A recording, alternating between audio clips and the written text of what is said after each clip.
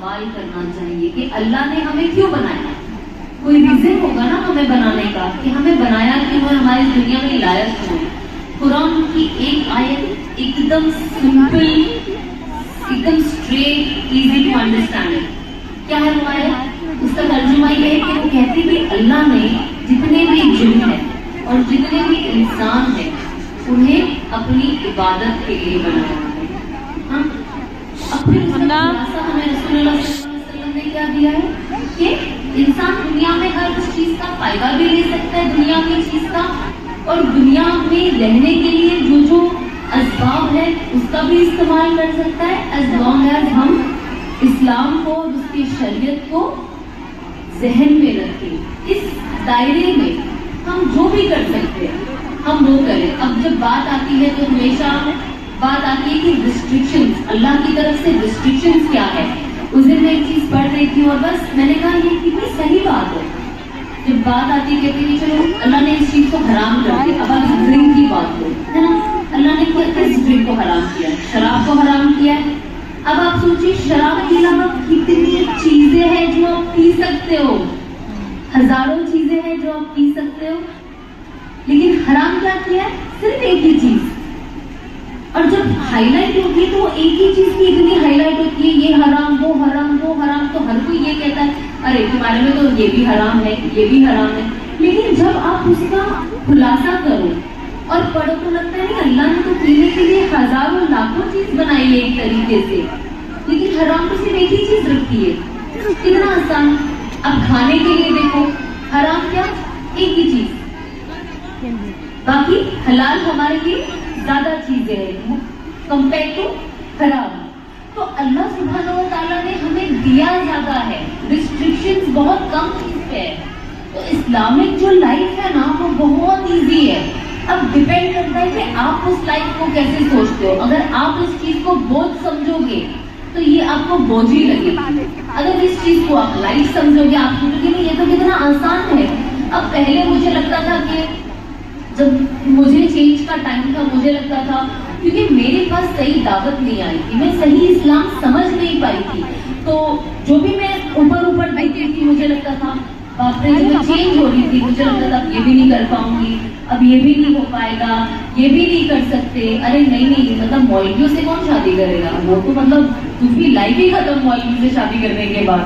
मुझे लगता था मौलवी बहुत बोरिंग होते हैं, उनकी लाइफ में क्या ही है, कुछ ही नहीं, सिर्फ मस्जिद से घर, घर से मस्जिद, और क्या करते हैं रोमांटिक तो बातें क्या ही करेंगे, आता ही क्या है ना, उनको कुछ पता ही नहीं होता है। तो मेरी जिंदगी में इतना कुछ क्वेश्चन चल रहा था। एंड आई रिमेम्बर जब मेरे भी शौहर है, जब मैं उनसे पहली जब उनको मैं एक बार मिली थी, जब मैं एक मौलाना साहब से मिलने जा रही थी, मेरी अम्मी थे वो थे। एंड आई रिमेम्बर हम लोग वापस आ रहे थे वहां से मिलके और हम गाड़ी में बैठे थे और मुझे वो लोग ड्रॉप कर रहे थे, मेरी अम्मी अब्बू मेरी आंटी थे। एंड आई रिमेम्बर हम गाड़ी में बैठे थे एंड गाड़ी इतनी सुनसान, मतलब कुछ गाड़ी में बज नहीं रहा था। अब जाहिर सी बात है तब मैं बदली नहीं थी, तो मुझे गाना सुनने की आदत थी इस वक्त। तो मुझे ऐसा लगता था कोई गाड़ी में बिना गाना बजाए बैठ कैसे सकता है। मुझे लगा बहुत बोरिंग लोग हैं, वाकई बहुत बोरिंग लोग हैं, क्योंकि उस वक्त अल्लाह जिस चीज को नापसंद करते थे मेरे दिल में उसके लिए मोहब्बत थी, उस हराम के लिए मोहब्बत थी।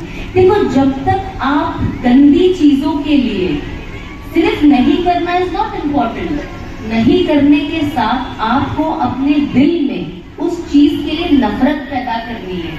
जब तक आप गंदी चीजों से नफरत नहीं करोगे ना, फिर आप कहोगे कि मैं छोड़ना चाहती हूँ पर छूट नहीं रहा है। अब मेरी कितनी हिजाबी बहनें जो मुझे कहती है कि पता है बाजी म्यूजिक नहीं छूट रहा क्योंकि आप उससे नफरत नहीं कर रहे हो, आप सिर्फ सोच रहे हो कि अल्लाह को नहीं पसंद म्यूजिक, तो मुझे म्यूजिक नहीं सुनना चाहिए, पर अभी तक आपके दिल में उस चीज के लिए नफरत नहीं पैदा हुई है। देखो हम एक इंसान से, हमारे पड़ोसी हमसे लड़ ले, फौरन दिल में नफरत पैदा हो जाती है, दूसरे दिन से देखेंगे भी नहीं, चाहे इंसान हमारे कितने सामने भी क्यों ना हो। किसी दोस्त से झगड़ा हो जाए, एक सेकंड में नफरत पैदा हो जाती है। तो जहाँ नहीं होनी चाहिए हम वहां पे नफरत पैदा कर रहे हैं, लेकिन जहाँ होनी चाहिए, जहाँ से अल्लाह बहुत हमसे नाराज होते हैं, वहां नहीं हो रही है। तो जाहिर सी बात है अब जब मैं आई तो मुझे ऐसा लग रहा था बस ये जल्दी जल्दी में होटल पहुंच जाऊं ताकि मैं जाके थोड़ा अपना, क्योंकि मैं इंडिया में नहीं थी उस वक्त, तो मैंने सोचा एंजॉय करूंगी।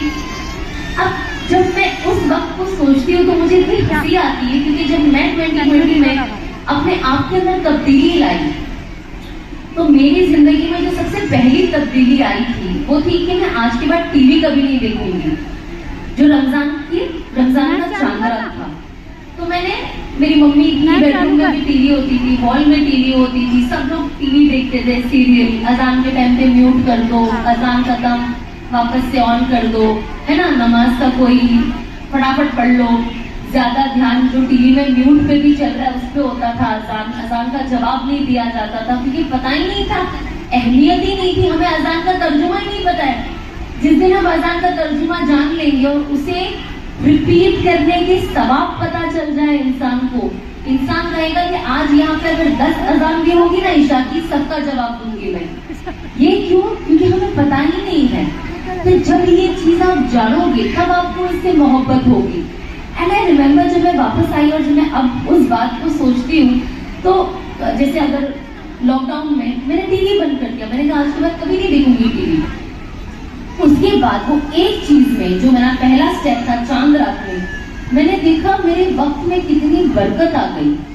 अब मैं ज्यादा चीजें कर पा रही हूँ, है ना, दुनिया की भी और दीन की भी। मैं पढ़ाई ज्यादा कर पा रही हूँ, मैं कुरान ज्यादा पढ़ पा रही हूँ, मैं दूसरी चीजों में फोकस ज्यादा कर पा रही हूँ, क्योंकि मेरा दिमाग गानों से हट गया है, मेरा दिमाग सीरियल में क्या होता है उससे हट गया है। तो मेरा दिमाग अब फ्री है। अब वो फ्री है तो कुछ अच्छी चीज में लगाती हूँ। कुछ चीजें मैं सीख पा रही थी, कुछ नए सूरा में शुरू करी ताकि मैं ये सूरा सीख जाऊं, ये कोई चीज सीख जाऊं, किसी चीज का तर्जुमा पढ़ना शुरू कर दिया।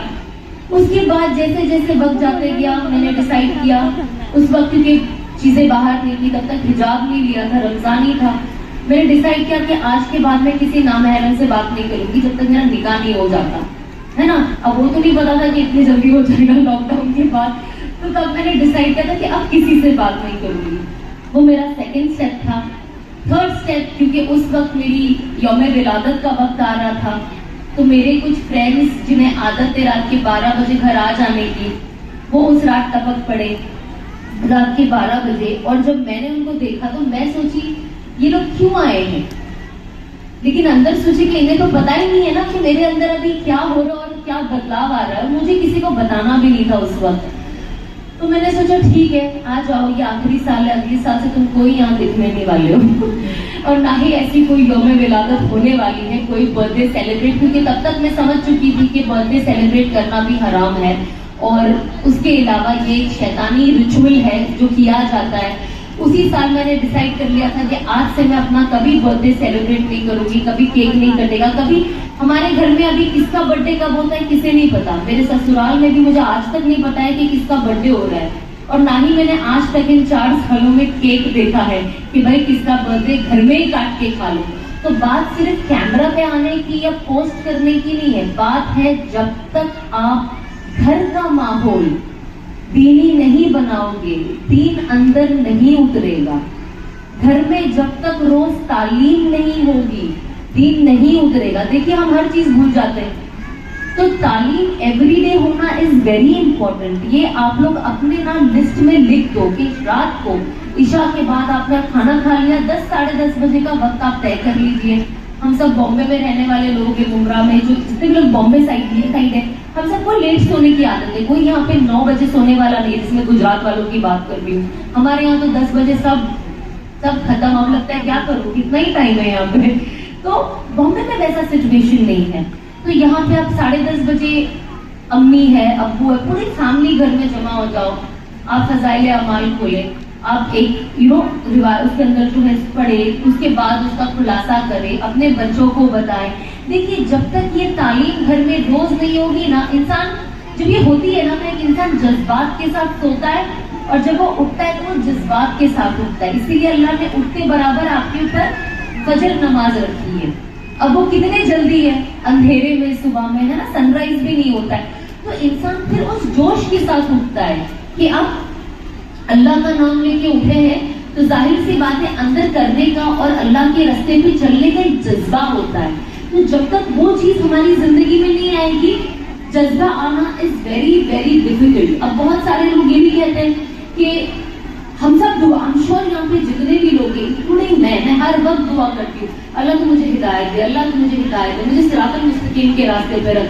मुझे नहीं पता कि मैं क्या गलत कर रही हूँ, जो मैं कर रही हूँ तू माफ कर, और उस चीज से भी मुझे निकाल। अगर मेरे दिल में ऐसी कोई भी चीज की मोहब्बत बाकी है लेकिन तू मुझसे पसंद नहीं करता, तो मेरे दिल से निकाल दे, मुझे नहीं चाहिए वो चीज। ये चीज मेरी जिंदगी में पहले रियलाइजेशन में नहीं थी, क्योंकि दुनिया हावी थी।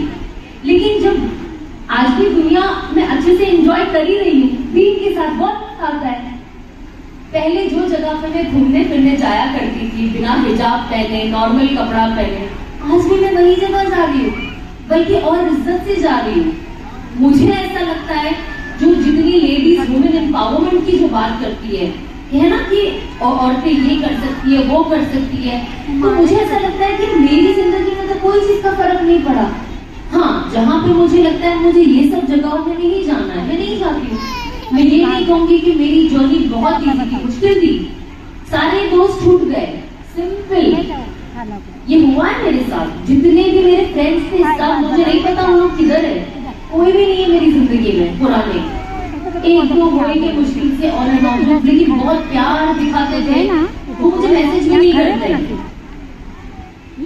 तो ये जिंदगी का नाम है। अगर आप सोचोगे, देखिए दीन, अगर आप दीन भी पढ़े, इस्लाम के बारे में आप सीरत पढ़े, रसूलुल्लाह सल्लल्लाहु अलैहि वसल्लम की, किसी भी नबी की, आदम अलैहिस्सलाम से आप उठा लें, दीन इज अबाउट कुर्बानी। जब तक कुर्बानी नहीं दोगे ना, कुछ नहीं मिलेगा। आज हम दुनिया में भी है ना, दुनिया की चीजें हासिल करना है, पढ़ाई करनी है, कुर्बानी है कि नहीं है? आज बाप की कुर्बानी, सुबह उठ के वो काम पे जाते हैं ताकि घर चला सके, बीवी के लिए खर्चा, घर के लिए खर्चा, बच्चों की पढ़ाई, उनका माँ की कुर्बानी सुबह उठती है ना। सोने का भी सबका मन करता है, लेकिन शौहर को खाना देना है, टिफिन बांट के देना है, कोई जॉब पे जाता है, बच्चों को सुबह उठ के, मेरा भी बच्चा है 1 साल का, मुझे उठना पड़ता है सुबह, चाहे मुझे नींद क्यों ना आए। पहले तो ऐसा था कि मैं सोती थी कोई मेरे बेडरूम में नॉक भी नहीं करता था, मुझे इतना गुस्सा आता था, मुझे नींद से कैसे उठा दिया, मेरा बच्चा पूरी रात उठाता है मुझे, क्यों, सो जाओ सुबह मिलेंगे। लेकिन तब आपको रियलाइज कि ये जो कुर्बानी जो मैंने सुनी है ना, ये जब मैंने एक्सपीरियंस किया, अब मेरा बच्चा ऐसे भी हिलता है ना, मैं फौरन उठ जाती हूँ, क्या हुआ, नींद में लोरियां गाती हूँ, क्या क्या गाती हूँ। और अगर मेरे बाजू में बच्चा ना हो तो मैं किसी को जवाब नहीं देती। तो हर किसी को प्यारी होती है, लेकिन यही कुर्बानी होती है। हम बच्चों के लिए, आज बच्चे जितने लोग पढ़ते हैं, चाहे स्कूल जाते हैं, मदरसा जाते हैं, कुर्बानी दे रहे हैं ना, कितनी मेहनत कर रहे हैं। मेरे घर में 7 साल की छोटी छोटी जो बच्चियां हैं मेरी ननद की, वो लोग जो सुबह 6 बजे से जाते हैं, शाम को 7 बजे जाते हैं, 9 बजे तो सब बेहोश मतलब सोना है दोस्तों, मतलब वर्ड कितने थक जाते हैं। मदरसा स्कूल, ट्यूशन, होमवर्क, माशाल्लाह से सब आधा कुरान के हाफिज हो चुके, 2 तो पूरे हो चुके, अगले साल फारिग हो जाएंगे इंशाअल्लाह। तो ये सारी चीजें देखिए कहाँ से आती है, कुर्बानी से। हाँ, आज जो हमें दीन हासिल हुआ है, कैसे हासिल हुआ है? कुर्बानी से ना। इतने लोग रसूलुल्लाह सल्लल्लाहु अलैहि वसल्लम के बाद, उनके साथ उनके सहाबा, जितने लोग ने लड़े हैं और जैसे दीन फैलाया है, दावत का काम, तबलीग का काम जो ये किया है, तब जाके आज दीन हमें मिला है ना। हमें तो आसानी से दीन मिल गया है। वो कहते हैं ना, उंगली काट के शहीदों में नाम लिख दिया है, हमारे साथ वो मामला है। हमने किया कुछ नहीं है, लेकिन दीन हमें मिल गया है। अब हमें इनकी वैल्यू समझ गई है। जब तक आप ला इलाहा इल्लल्लाह मुहम्मदुर रसूलुल्लाह, इसकी आप इम्पोर्टेंस नहीं समझोगे, आप समझ ही नहीं पाओगे दीन क्या है। और सबसे सिंपल बात, जितना ला इलाहा इल्लल्लाह आपके दिल में उतरेगा, उतना मोहम्मदुर रसूलुल्लाह आपके जाहिर तौर पे दिखेगा। कहते हैं ना, ला इलाहा इल्लल्लाह दिखा नहीं सकते, मोहम्मदुर रसूलुल्लाह छुपा नहीं सकते। जाहिर सी बात है, जो इंसान के अंदर कलमा है, जो ला इलाहा को समझेगा, वो अपने अल्लाह के रसूल की सुन्नतों को जाया होने देगा? नहीं होने देगा। ऑटोमेटिक ये हिजाब की मोहब्बत मेरे अंदर कैसे आई? जब मैं अल्लाह को पहचानी, मुझे लगा मैं कैसी गफलत की जिंदगी में हूँ, मुझे तो मर ही जाना है। एक दिन सब मर गए, बड़े बड़े लोग मर गए, जहाँ हमें लगता था इनके बिना दुनिया कैसे चलेगी, इनके बिना ये कैसे चलेगा, उनके बिना वो कैसे चलेगा, सब कब्र में चले गए। एक दिन हमें भी जाना है और हमें कोई याद नहीं रखेगा। दुनिया तो बहुत दूर की बात है, हमें अपनी औलाद भी कुछ साल के लिए याद रख ले, बहुत बड़ी बात है। जमाना बहुत खराब है आज आप खुद सोचिए, यहाँ पे जितने भी बड़ी औरतें हैं जिनके माँ बाप नहीं है अभी, आप खुद सोचिए कि आप कितने बार अपने माँ बाप को रोज याद करते हो, कितना पढ़ के भेजते हो। उनकी कब्रों पे कौन जाता है? हमारी भी कब्रें ऐसी सूखी वीरान होगी एक दिन, उसके अंदर सिर्फ एक चीज की होगी, वो है हमारे अमाल की। आपको अपने कब्र में जाने के बाद आपकी औलाद आपके लिए क्या करती है? अगर हम एक हटा दें हमारी तालीम, जो भी हमारे बच्चे, इंशाल्लाह हमें तो दुआ ही करना चाहिए कि हमारे बच्चे अच्छा पढ़ाई करें ताकि आगे हमारे लिए सदका जारिया बने। लेकिन उसके अलावा अगर आपने अपने ऊपर इतनी मेहनत करी है तो इंशाल्लाह आपको आपका अमाल ही बचाएगा कब्र में, है ना। आज हम किसी की कोई गारंटी नहीं दे सकते कि कल हमारे लिए क्या होगा। मौत कहते हैं ना, मलिकुल मौत हर घर में, हर इंसान के लिए दिन में 5 वक्त आके दस्तक देती है कि उसका लेके जाने का वक्त आ गया है कि नहीं। सोचिए, हमें ऐसा लग रहा है वाओ अभी तो मैं बस I am only 18, I am only 20, 30, 40। आज हम सुनते हैं इसको हार्ट अटैक आ गया, अरे तो 40 साल का, कितना जवान, अच्छी हेल्थ, जिम करने जाते थे, लड़का हो या लड़की हो, फिट थे, अचानक कैसे हो गया? कोई बीमारी नहीं। तो आज हमें किसी को नहीं पता यहाँ पे जितने लोग हैं किसका कितना वक्त लिखा है इस दुनिया में। हम में से कोई 5 मिनट की भी गारंटी नहीं दे सकता है। तो हम किस गफलत की जिंदगी में हैं? मर के हमें अल्लाह के पास ही जाना है ना। तभी तो दुआ पढ़ते हैं ना कि अल्लाह की तरफ से ही आए और अल्लाह के पास ही लौटाने जाने वाले हैं। लेकिन तो भी हमारे दिल में, दिमाग में ये बात क्यों नहीं घुसती कि हम अल्लाह को जाके क्या जवाब देंगे? अब आप किसी के साथ कुछ बात करो तो कहते मेरे अल्लाह का मामला है। बेशक आपके अल्लाह का मामला है, लेकिन कुछ तो चीज होनी चाहिए ना। आज हमें कोशिश करनी चाहिए कि हम अपने दीन को पकड़ के चले, है ना। दीन को पकड़ के चलने में ही कामयाबी है। कुरान में कितना क्लियर है, अल्लाह ने कहा है कुरान में, जो इंसान मेरे नबी के रास्ते को फॉलो करेगा उसके लिए 100% कामयाबी है, और जो गैरों का देखा देखी करेगा उसके लिए 100% नाकामयाबी है। ये एकदम क्लियर सिंपल तर्जुमा है कुरान में, इसमें कोई रॉकेट साइंस नहीं है समझने के लिए। आज देखिए हमने हर चीज में गैरों का तरीका अपना लिया है। गैर महरमों से गले मिलना, हाथ मिलना हमें कोई बड़ी बात नहीं लगती है, जबकि अल्लाह के नबी ने हदीस में क्या कहा कि किसी गैर महरम को मेरा हाथ छू जाए इससे अच्छा है कि मेरे सर पे कील ठोक दिया जाए। ये हदीस है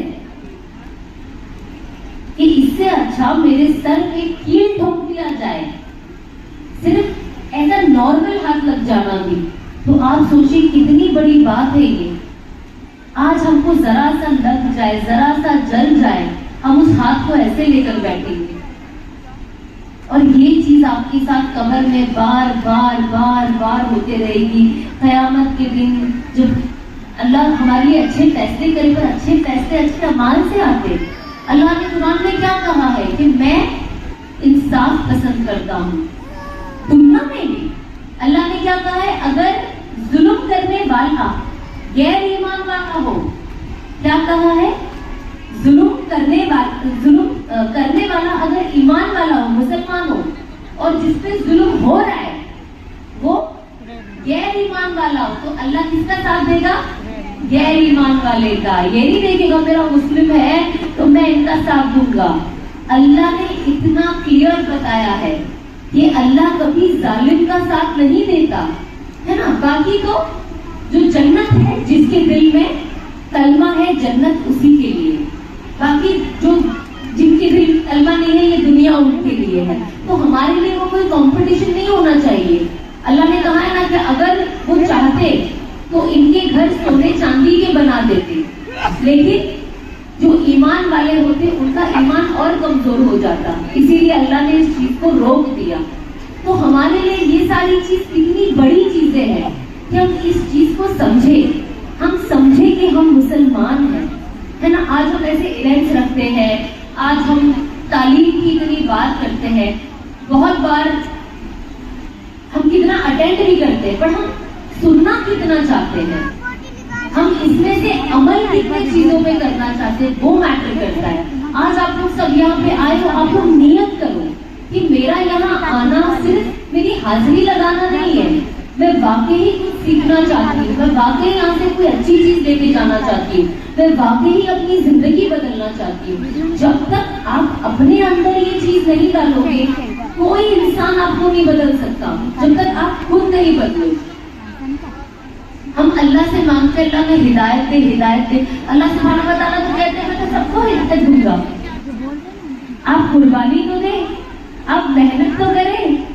आज हम दुनिया में कोई चीज मांगते, अगर हमें पता है कि चलो अभी हमें घर खरीदना है, गाड़ी खरीदना है, कपड़ा खरीदना है, कोई भी चीज है दुनिया की, तो मेहनत करते हो कि नहीं करते हो? करते हो ना। हर इंसान उस चीज को पाने के लिए मेहनत करता है। घर पे बैठ के उठ के सिर्फ ये नहीं बोलता है मुझे ये चाहिए, मुझे वो चाहिए। वही चीज आपके ईमान के साथ भी है। अगर आप जन्नत चाहते हो, अगर आप अल्लाह सुब्हानहू व तआला का दीदार करना चाहते हो, आप रसूलुल्लाह सल्लल्लाहु अलैहि वसल्लम का दीदार करना चाहते हो, है ना, तो आपको क्या करना होगा? आपको उसके लिए कुर्बानी देनी होगी।